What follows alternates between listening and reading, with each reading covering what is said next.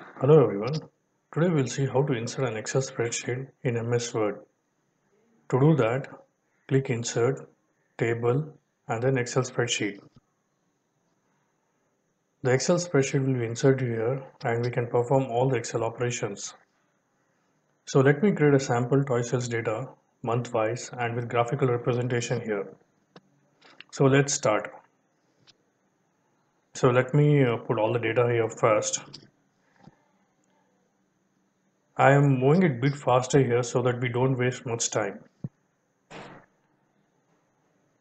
First, I'm adding all the data as you can see here, and then I'm formatting the display. After this, I'm adding the chart to this data. So I'm selecting the data.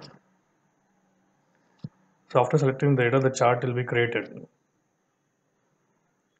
So let's now minimize the Excel window. After this, click outside this window and we will be outside the Excel and back into MS Word. Now we can continue with our MS Word activity. So I'm just putting some random sentence.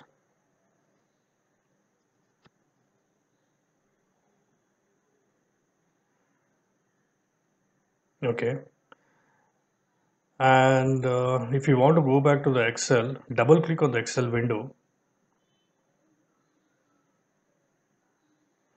to go back to the Excel and do the required modifications. And once done, click outside.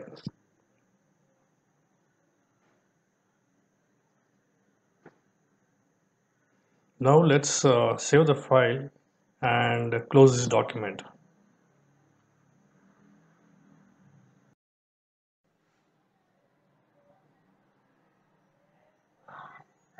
Now let's reopen the document. Okay, the document is reopening. Uh, Double click on Excel window